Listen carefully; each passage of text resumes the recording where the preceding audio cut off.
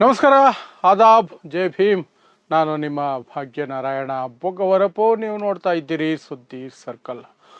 ಇವತ್ತು ಸಿದ್ದರಾಮಯ್ಯ, ಮುಖ್ಯಮಂತ್ರಿ ಸಿದ್ದರಾಮಯ್ಯ ಗೌರವಯುತವಾಗಿ ರಾಜೀನಾಮೆಯನ್ನು ಸಲ್ಲಿಸಿ ಅದಾದ ನಂತರ ಒಂದು ಸುದ್ದಿಗೋಷ್ಠಿಯನ್ನು ಸಹ ನಡೆಸಿ ವಿದಾಯವನ್ನು ಹೇಳಿದ್ರು. ಇಡೀ 2 ದಿನಗಳ ಏನು ಬೆಳವಣಿಗೆಗಳನ್ನು ನೋಡಿದಾಗ ನಮಗೆ ಕಂಡು ಬಂದಿದ್ದು ಸಿದ್ದರಾಮಯ್ಯನವರು ರಾಜನ ರೀತಿಯಲ್ಲಿ ಗಾಂಭೀರ್ಯವಾಗಿ ಯಾವುದೇ ರೀತಿ ಗೊಂದಲಗಳಿಲ್ಲದೆ, ಯಾವುದೇ ರೀತಿಯಾದಂತಹ ಬಂಡಾಯ, ಅಸಮಾಧಾನ ಇಂತಹ ಯಾವ ಸಣ್ಣ ಸೂಚನೆಯೂ ಇಲ್ಲದೆ ಸುಸೂತ್ರವಾಗಿ ಅಧಿಕಾರ ಹಸ್ತಾಂತರವನ್ನು ಮಾಡೋದನ್ನು ನಾವು ನಿನ್ನೆ ಮತ್ತು ಇವತ್ತು ನೋಡಿದ್ದೀವಿ. That was fantastic. ಹೇಗಿತ್ತು ಅಂದರೆ, ಒಬ್ಬ ರಾಜ ಗೌರವಯುತವಾಗಿ ಹೊರನಡೆದ ರೀತಿ ಇತ್ತು, ರಾಜನಂತೆ ಹೊರನಡೆದ ರೀತಿಯಲ್ಲಿತ್ತು. ಸೊ ಯಾಕೆ ನಾನು ಅದನ್ನು ಹೇಳ್ತಿದ್ದೀನಿ, ಈ ರೀತಿ ರಾಜನಂತೆ ಹೊರ ನಡೆದರು ಸಿದ್ದರಾಮಯ್ಯ ಅಂತ, ಅದನ್ನು ವಿವರಿಸುವಂತಹ ಪ್ರಯತ್ನವನ್ನು ಮಾಡ್ತೀನಿ.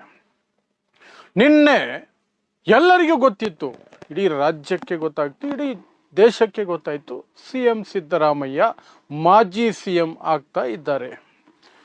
1 ದಿನ 2 ದಿನದ ಒಳಗಡೆ ರಾಜೀನಾಮೆಯನ್ನು ಕೊಡ್ತಾರೆ ಅಂತ ಆ ಸುದ್ದಿ ಹೊರಗಡೆ ಬಂದ ತಕ್ಷಣವೇ, ಅದು ಆಲ್ಮೋಸ್ಟ್ ಕನ್ಫರ್ಮ್ ಆದ ತಕ್ಷಣವೇ ಸಿದ್ದರಾಮಯ್ಯನವರ ಅಧಿಕೃತ ನಿವಾಸ ಕಾವೇರಿ ಬಳಿ ಅವರ ಅಭಿಮಾನಿಗಳು, ಅವರ ಕ್ಷೇತ್ರದ ಜನ, ಸಾಕಷ್ಟು ಜನ ಬಂದು ಸೇರಿದ್ರು. ಸಾಕಷ್ಟು ಜನ ತಮ್ಮ ನೋವನ್ನು ತೋಡ್ಕೊಂಡ್ರು, ತಾವು ದುಃಖದಲ್ಲಿದ್ದೀವಿ ಅಂತ ಹೇಳ್ಕೊಂಡ್ರು, ಕಣ್ಣೀರು ಹಾಕಿದ್ರು, ರಾಜೀನಾಮೆ ಕೊಡಬಾರ್ದು ಅಂತ ಹೇಳಿದ್ರು. ರಾಜೀನಾಮೆ ತೆಗೆದುಕೊಂಡ್ರೆ ಅಥವಾ ಸಿದ್ದರಾಮಯ್ಯ ರಾಜೀನಾಮೆ ಕೊಟ್ಟರೆ, ಸಿದ್ದರಾಮಯ್ಯ ಮುಖ್ಯಮಂತ್ರಿ ಸ್ಥಾನದಿಂದ ಇಳಿದ್ರೆ ಕಾಂಗ್ರೆಸ್ಗೆ ಉಳಿಗಾಲ ಇಲ್ಲ ಅಂತ ಒಂದಷ್ಟು ಜನ ಎಚ್ಚರಿಕೆಗಳನ್ನು ಕೊಟ್ಟರು. ಇದರ ನಡುವೆ ಸಿದ್ದರಾಮಯ್ಯ ವಿಧಾನಸೌಧಕ್ಕೆ ಹೋದರು. ಅಲ್ಲಿ ತಮ್ಮ ಕಚೇರಿಯ ಸಿಬ್ಬಂದಿಯೊಂದಿಗೆ ಮಾತನಾಡಿದ್ರು. ಅಲ್ಲಿನ ಸಿಬ್ಬಂದಿ ಕಣ್ಣೀರು ಹಾಕಿದ್ರು, ಜೈಕಾರ ಕೂಗಿದ್ರು, ಕಾಲಿಗೆ ಬಿದ್ದು ನಮಸ್ಕಾರ ಮಾಡಿದ್ರು. ಕೆಲವರು ಹೋಗಬೇಡಿ ಅಂತ ಕಣ್ಣೀರು ಹಾಕಿದ್ರು, ಕೆಲವರು ಹಳೆದನ್ನೆಲ್ಲ ನೆನೆಸ್ಕೊಂಡು ಕಣ್ಣೀರು ಹಾಕಿದ್ರು. ಏನೇನೋ ಆಯಿತು. 8 ವರ್ಷಗಳು ಮುಖ್ಯಮಂತ್ರಿಯಾಗಿದ್ದರು, ಸತತವಾಗಿ ಅಲ್ಲ. ಮೊದಲು 5 ವರ್ಷ, ನಂತರ ಇನ್ನೊಂದು 5 ವರ್ಷದ ಗ್ಯಾಪ್ ಇತ್ತು, ಈಗ 3 ವರ್ಷ. ಏನೇ ಆಗಿರಲಿ, 8 ವರ್ಷಗಳ ಕಾಲ ಕರ್ನಾಟಕದ ಅತಿ ದೀರ್ಘ ಸಮಯದ ಮುಖ್ಯಮಂತ್ರಿಯಾಗಿ ಸಿದ್ದರಾಮಯ್ಯ ಈಗ ಹೊರ ನಡೆದಿದ್ದಾರೆ. ಆ ಸಂದರ್ಭದಲ್ಲಿ ಇವರು ರಾಜನಂತೆ ಹೊರ ನಡೆದರು ಅಂತ ಯಾಕೆ ಹೇಳ್ತಿದ್ದೀನಿ ಅಂತಂದರೆ, ಯಾವುದೇ ಬಂಡಾಯದ ಮನಸ್ಥಿತಿಯಲ್ಲಿ ಸಿದ್ದರಾಮಯ್ಯ ಇಲ್ಲದೆ ಹೋಗಿದ್ರು ಸಹ, ಯಾವಾಗ ಹೈಕಮಾಂಡ್ ಮುಂದೆ ಹೋದಾಗ ಹೈಕಮಾಂಡ್ ಸಾಕು, ನಿಮ್ಮ ಅಧಿಕಾರ ಅವಧಿ ಇನ್ನು ಬಿಟ್ಟು ಕೊಡಿ, ನೀವು ರಾಜ್ಯಸಭೆಗೆ ಬಂದುಬಿಡಿ ಅಂತ ಕೇಳಿದಾಗಲೂ ಸಹ ಇರಲಿಲ್ಲ ಅಂತಲೇ ಇಟ್ಕೊಳ್ಳಿ. ಸಿದ್ದರಾಮಯ್ಯನವರಿಗೆ ಬಂಡಾಯ ಮಾಡುವಂತಹ ಅಥವಾ ಅದನ್ನು ಏನಾದರೂ ಮಾಡಿ ತಮ್ಮ ಅವಧಿಯನ್ನು ಮುಂದುವರಿಸೋದಕ್ಕೆ ಪ್ರಯತ್ನ ಮಾಡುವಂತಹ ಯಾವುದೇ ಪ್ರಯತ್ನ ಮಾಡಲಿಲ್ಲ. ಆ ಮನಸ್ಥಿತಿ ಇಲ್ಲ ಅಂತಲೇ ಇಟ್ಕೊಳ್ಳಿ, ಅಲ್ಲಿಯವರೆಗೆ ಓಕೆ. ಆದರೆ ಅದಾದ ನಂತರ ಜನ ತೋರಿಸಿದಂತಹ ಅಭಿಪ್ರಾಯ, ಭಾವುಕತೆ, ಅವರು ಕೊಟ್ಟಂತಹ ಕೂಗುಗಳು, ಘೋಷಣೆಗಳು, ಇವನ್ನೆಲ್ಲ ಕೇಳಿದ ಮೇಲೆ ಸಾಮಾನ್ಯವಾಗಿ ರಾಜಕಾರಣಿಗಳು, ಅದರಲ್ಲೂ ಸಹ ಸಾಮಾನ್ಯ ಜನ ಅನ್ನೋದಕ್ಕಿಂತ ರಾಜಕಾರಣಿಗಳು ಉತ್ಸಾಹಕ್ಕೆ ಒಳಗಾಗ್ಬಿಡ್ತಾರೆ.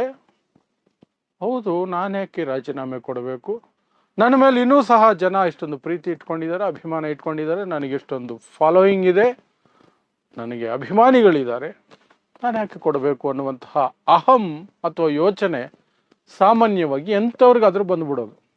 ಬಟ್ ಸಿದ್ದರಾಮಯ್ಯನವರು ಅದಕ್ಕೆ ಅವಕಾಶನೇ ಮಾಡಿಕೊಡ್ಲಿಲ್ಲ. ಅದಕ್ಕಿಂತ ಮುಖ್ಯವಾಗಿ ತಮ್ಮ ಮುಖದಲ್ಲಿ ಯಾವುದೇ ರೀತಿಯಾದಂತಹ ಒಂದು ವಿಷಾದದ ಛಾಯೆ, ಅಸಮಾಧಾನದ ಛಾಯೆ ಏನನ್ನೂ ತೋರಿಸ್ಕೊಳ್ಳಿಲ್ಲ ಅವರು. ನಿನ್ನೆಯೂ ಅಷ್ಟೇನೆ ಗಂಭೀರವಾಗಿಯೇ ಇದ್ದರು, ನಾರ್ಮಲ್ ಆಗೇ ಇದ್ದರು. ಇವತ್ತು ಬೆಳಗ್ಗೆ ತಮ್ಮದೇ ನಿವಾಸದಲ್ಲಿ, ಅಧಿಕೃತ ನಿವಾಸ ಕಾವೇರಿಯಲ್ಲಿ ಸಚಿವರುಗಳಿಗೆ ಬ್ರೇಕ್ಫಾಸ್ಟನ್ನು ಅರೇಂಜ್ ಮಾಡಿದ್ರು. ಅಲ್ಲಿಗೆ DK ಶಿವಕುಮಾರ್ ಸಹ ಬಂದರು. DK ಶಿವಕುಮಾರ್ ಜೊತೆಯಲ್ಲಿ ಸಿದ್ದರಾಮಯ್ಯ ನಡೆದುಕೊಂಡ ರೀತಿಯೂ ಸಹ ಗೌರವಯುತವಾಗಿತ್ತು. ಇಂತಹ ಸಂದರ್ಭದಲ್ಲಿ ಸ್ವಲ್ಪ ಮುಖಕ್ಕೆ ಮುಖ ಕೊಡೋದನ್ನು ಅವಾಯ್ಡ್ ಮಾಡೋದು, ಕಣ್ಣಲ್ಲಿ ಕಣ್ಣಿಟ್ಟು ಮಾತಾಡದೇ ಇರೋದು, ಆ ಕಡೆ ಎಲ್ಲೋ ನೋಡ್ಕೊಂಡು ಶೇಕ್ ಹ್ಯಾಂಡ್ ಕೊಡೋದು, ಈ ರೀತಿ ನಡೆಯುವ ಎಲ್ಲ ಸಾಧ್ಯತೆಗಳಿದ್ರು ಸಹ ಅದ್ಯಾವುದಕ್ಕೂ ಸಹ ಸಿದ್ದರಾಮಯ್ಯ ಅವಕಾಶ ಮಾಡಿಕೊಡ್ಲಿಲ್ಲ. ಅದೇ ರೀತಿ DK ಶಿವಕುಮಾರ್ ಸಹ ಕಾಲಿಗೆ ಬಿದ್ದು ನಮಸ್ಕಾರ ಮಾಡಿ ಅವರನ್ನು ಆಲಂಗಿಸಿ ಅವರಿಗೆ ಧನ್ಯವಾದಗಳನ್ನು ತಿಳಿಸುವ ರೀತಿಯಲ್ಲಿ ಎಮೋಷ್ನಲ್ ಆಗಿ ತಿಳಿಸಿದ್ರು DK ಶಿವಕುಮಾರ್. ಸಿದ್ದರಾಮಯ್ಯನವರು ಅದೇ ರೀತಿ ಅದನ್ನು ಸ್ವೀಕರಿಸಿದ್ರು.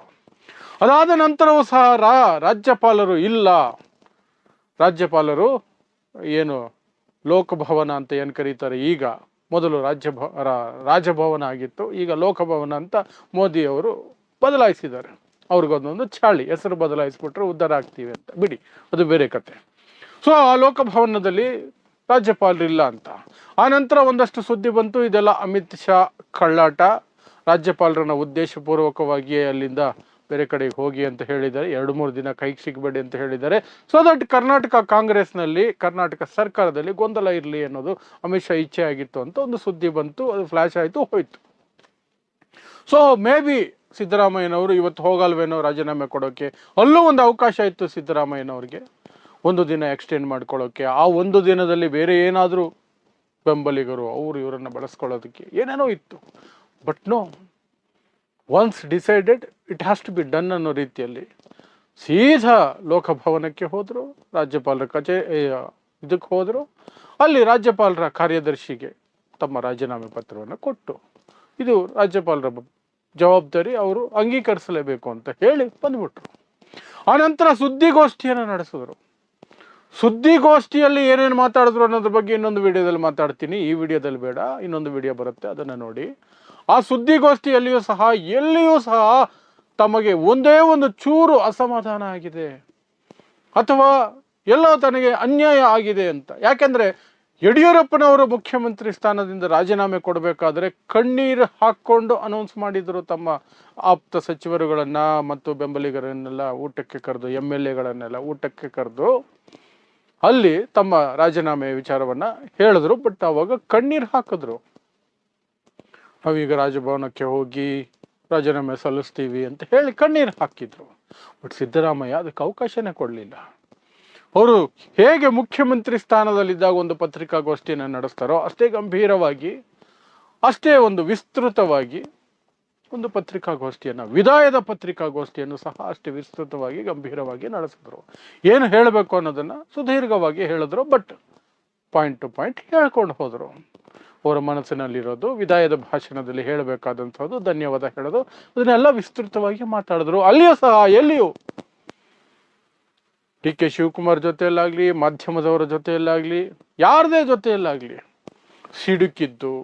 ಯೂಶ್ವಲ್ ಆಗಿ ಸಿದ್ದರಾಮಯ್ಯ ಪತ್ರಕರ್ತರು ಅಥವಾ ಜನ ಹೆಚ್ಚಿಗೆ ಇದ್ದಾಗ ಸಿಡುಕೋದು, ಸಿಟ್ಟು ಮಾಡ್ಕೊಳ್ಳೋದು, ಉಯ್ ಅನ್ನೋದು ಅದೆಲ್ಲ ಇರ್ತಿತ್ತು. ಬಟ್ ನಿನ್ನೆ ಇವತ್ತಿನಿಂದ ಏನೂ ಇಲ್ಲ. ಸೊ ತಾನು ಹೊರ ಹೋಗ್ತಿದ್ದೀನಿ, ಆ ಸಂದರ್ಭದಲ್ಲಿ ನನಗೆ ಯಾವುದೇ ರೀತಿಯಾದಂತಹ ಕಳಂಕ ಬೇಡ ಅನ್ನುವಂಥ ನಿರ್ಧಾರಕ್ಕೆ, ಗಟ್ಟಿ ನಿರ್ಧಾರಕ್ಕೆ ಸಿದ್ದರಾಮಯ್ಯ ಬಂದಿದ್ದು ಇಲ್ಲಿ ಸ್ಪಷ್ಟವಾಗಿ ಕಾಣುತ್ತೆ. ತುಂಬ ಗಟ್ಟಿ ನಿರ್ಧಾರಕ್ಕೆ ಬಂದಿದ್ದಾರೆ. ಎಲ್ಲರ ಕೈಯಲ್ಲೂ ಆಗೋದಿಲ್ಲ ಅದು. ನಾನು ಸಿದ್ದರಾಮಯ್ಯನವರ ಸಾಕಷ್ಟು ನಿರ್ಧಾರಗಳು, ಕಾರ್ಯವೈಖರಿಯ ಬಗ್ಗೆ ವಿರೋಧವನ್ನು ವ್ಯಕ್ತಪಡಿಸಿದ್ದೀನಿ. ಈಗಲೂ ವಿರೋಧ ಇದೆ. ಅವರು ಸಾಕಷ್ಟು ವಿಚಾರಗಳಲ್ಲಿ ವಿರೋಧ ಇದೆ. ಅದು ಯಾವ ವಿಚಾರಗಳು ಅಂತ ನೀವು ಆಗಾಗ ನನ್ನ ವಿಡಿಯೋಗಳಲ್ಲಿ ನೋಡಿರ್ತೀರಿ. ಬಟ್ ಈಗ ವಿವರಿಸೋದು ಬೇಡ ಈ ಸಂದರ್ಭದಲ್ಲಿ. ಬಟ್ ನಾನು ಹೇಳ್ತಾ ಇದ್ದೀನಿ, ಇಷ್ಟು ಗಂಭೀರವಾಗಿ ಯಾವುದೇ ರಾಜ್ಯದ ಮುಖ್ಯಮಂತ್ರಿ ಅಷ್ಟು ನೀಟಾಗಿ ರಾಜೀನಾಮೆ ಕೊಟ್ಟು ಪಕ್ಕಕ್ಕೆ ಸರಿಯೋದಿಲ್ಲ. ಅದಷ್ಟು ಸುಲಭದ ಮಾತಲ್ಲ, ಎಲ್ಲರ ಕೈಯಲ್ಲೂ ಆಗೋ ಮಾತಲ್ಲ. ಮನುಷ್ಯ ಸಹಜ ಲಕ್ಷಣಗಳೇನು ಅಂದರೆ ಹೇಗಾದರೂ ಮಾಡಿ ಅಧಿಕಾರ ಉಳಿಸ್ಕೊಳ್ಳಬೇಕು. ಅದರಲ್ಲೂ ಮನುಷ್ಯ ಅನ್ನೋದಕ್ಕಿಂತ ರಾಜಕಾರಣಿಗಳು, ಅವರ ಅಂತಿಮ ಗುರಿನೇ ಅಧಿಕಾರ. ಅದನ್ನು ಒಂದು ಸಲ ತಲುಪಿದ ಮೇಲೆ ಅದನ್ನು ಬಿಟ್ಟುಕೊಡೋದಿದೆಯಲ್ಲ, ಇನ್ನೊಬ್ಬರಿಗೆ ಬಿಟ್ಟುಕೊಡೋದಿದೆಯಲ್ಲ, ಅದು ಬಹಳ ಕಷ್ಟ. ಆದರೂ ಅಲ್ಲಿಯೂ ಸಹ ಗಂಭೀರತೆಯನ್ನು ಕಾಪಾಡಿಕೊಂಡ್ರು. ಇನ್ನು ಮುಖ್ಯಮಂತ್ರಿಗಳು ಈ ರೀತಿ ರಾಜೀನಾಮೆ ಕೊಡಬೇಕಾದ ಸನ್ನಿವೇಶ ಬಂದರೆ, ಯಡಿಯೂರಪ್ಪನವ್ರದ್ದೇ ಮತ್ತೆ ನಾವು ಉದಾಹರಣೆ ತಗೊಳ್ಳೋದಾದರೆ, ಅವರು ಒಂದಷ್ಟು ಕಂಡೀಷನ್ಸ್ ಹಾಕ್ತಾರೆ. ನಾನು ಹೇಳಿದವರನ್ನೇ ಮುಖ್ಯಮಂತ್ರಿ ಮಾಡಬೇಕು, ನಾನು ಹೇಳಿದವರನ್ನು ಮಂತ್ರಿ ಸ್ಥಾನಕ್ಕೆ ಕೂರಿಸ್ಬೇಕು, ನನ್ನ ಮಗನಿಗೇನೋ ಕೊಡಬೇಕು, ಇನ್ನೊಂದು ಮಗನಿಗೇನೋ ಕೊಡಬೇಕು ಅಂತೆಲ್ಲ ಯಡಿಯೂರಪ್ಪನವರು ಮಾಡಿದರು. ಸಿದ್ದರಾಮಯ್ಯ ಅಂಥದ್ದನ್ನು ಮಾಡಿ ಕಳಂಕ ಹಂಚ್ಕೊಳ್ಳೋಕೆ ಸಿದ್ಧ ಇರಲಿಲ್ಲ. ಇಲ್ಲಿಯವರೆಗೆ ಬಂದಿರೋ ಮಾಹಿತಿಯ ಪ್ರಕಾರ ಸ್ವಂತ ಮಗನ ಬಗ್ಗೆಯೂ ಸಹ ಯಾವುದೇ ಬೇಡಿಕೆ ಇಟ್ಟಿಲ್ಲ ಸಿದ್ದರಾಮಯ್ಯ. ಹೈಕಮಾಂಡ್ ಸ್ವತಃ ಅವರೇ ಹೇಳಿದ್ದಾರೆ, ನಿಮ್ಮ ಮಗನಿಗೆ ಪರ್ಯಾಯವಾಗಿ ಏನೋ ಒಂದು ವ್ಯವಸ್ಥೆ ಮಾಡ್ತೀವಿ, ಒಳ್ಳೆ ಅಧಿಕಾರ ಕೊಡ್ತೀವಿ, ಸ್ಥಾನಮಾನ ಕೊಡ್ತೀವಿ ಅಂತ ಹೇಳಿದೆ ಹೊರತು ಸಿದ್ದರಾಮಯ್ಯ ನನ್ನ ಮಗನಿಗೆ ಏನು ಮಾಡ್ತೀರಿ ಅಂತ ಕೇಳಲಿಲ್ಲ. ಇನ್ನು ಮುಖ್ಯಮಂತ್ರಿ ಯಾರಾಗಬೇಕು ಅನ್ನೋದ್ರ ಬಗ್ಗೆ ನನ್ನ ಸೇ ಇರಬೇಕು, ನಾನು ಹೇಳಿದವ್ರನ್ನ ಮುಖ್ಯಮಂತ್ರಿ ಮಾಡಬೇಕು ಅನ್ನುವ ಪ್ರಮೇಯನೇ ಇರಲಿಲ್ಲ. ಮತ್ತು ಸಿದ್ದರಾಮಯ್ಯ ಆ ಪ್ರಯತ್ನನೂ ಮಾಡಿಲ್ಲ ಅನ್ನುವಂಥ ಮಾಹಿತಿ ಬರ್ತಾ ಇದೆ. ಪರಮೇಶ್ವರ್ ಪಾಪ ಆಸೆಗಣ್ಣಿನಿಂದ ಕಾಯ್ಕೊಂಡಿದ್ರು. ದಲಿತ ಮುಖ್ಯಮಂತ್ರಿ ಕಾರ್ಡ್ ಎತ್ಬಿಡ್ತಾರೆ ಸಿದ್ದರಾಮಯ್ಯ, ನನ್ನ ಹೆಸರನ್ನು ಸಜೆಸ್ಟ್ ಮಾಡ್ತಾರೆ, ನಾನು ಮುಖ್ಯಮಂತ್ರಿ ಆಗೋ ಸಾಧ್ಯತೆ ಇದೆ ಅಂತ. ಬಟ್ ಸಿದ್ದರಾಮಯ್ಯ ಅದೇನೂ ಮಾಡೋಕ್ಕೆ ಹೋಗಿಲ್ಲ. ಸೀದಾ ಹೈಕಮಾಂಡ್ಗೆ ಹೇಳಿದ್ರು ರಾಜೀನಾಮೆ ಕೊಡಬೇಕಾ, ಕೊಡ್ತೀನಿ. ಯಾರು ಡಿ ಕೆ ಶಿವಕುಮಾರ್ ಮುಖ್ಯಮಂತ್ರಿನ ಮುಂದಿನ ಮುಖ್ಯಮಂತ್ರಿ, ಅವ್ರಿಗೆ ನಾನು ಸಹಕಾರ ಕೊಡ್ತೀನಿ, ನನ್ನ ಸಹಮತ ಇದೆ. ಇಲ್ಲಿಗೆ ಮುಗಿಸ್ಕೊಂಡ್ರು. ಯಾವುದೇ ಗೊಂದಲಕ್ಕೂ ಅವಕಾಶ ಮಾಡಿಕೊಡ್ಲಿಲ್ಲ. ಎಲ್ಲೋ ಒಂದು ಕಾರಿಗೆ ಅಡ್ಡ ಬಂದು ಬಿದ್ದರು ಅಭಿಮಾನಿಗಳು, ಕಾರಿಗೆ ಅಡ್ಡ ಬಂದು ಬಿದ್ದರು ಇವತ್ತು.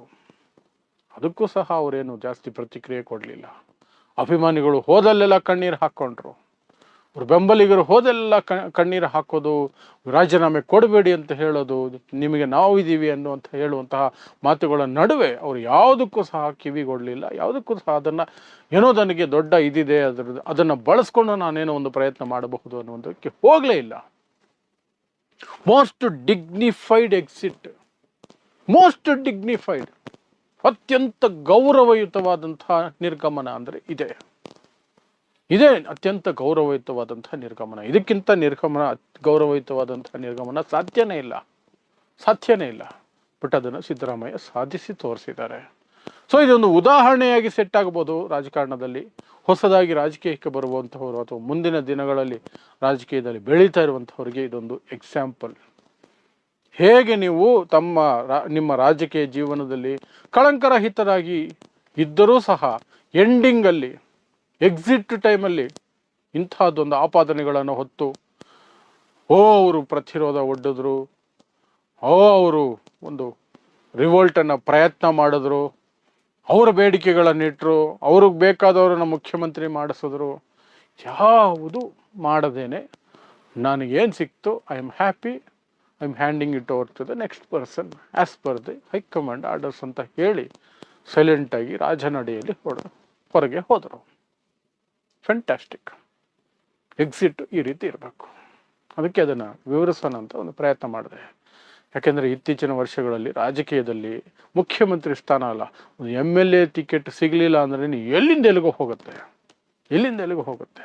ಪಕ್ಷವನ್ನು ರಾತ್ರಿ ಜಂಪ್ ಮಾಡಿ ಇನ್ನೇನೋ ಹಾಕಿ ಏನೇನೋ ಪ್ರಯತ್ನಗಳನ್ನು ಮಾಡಿ ಅದು ಕೊನೆಗೂ ಆಗಲಿಲ್ಲ ಅಂದರೆ ತಮ್ಮದೇ ಪಕ್ಷವನ್ನು ಬಾಯಿಗೆ ಬಂದಂಗೆ ಬೈತು, ತಮ್ಮದೇ ನಾಯಕರನ್ನು ಬಾಯಿಗೆ ಬಂದಂಗೆ ಬೈತು, ಏನೇನೋ ಮಾಡ್ತಾರೆ.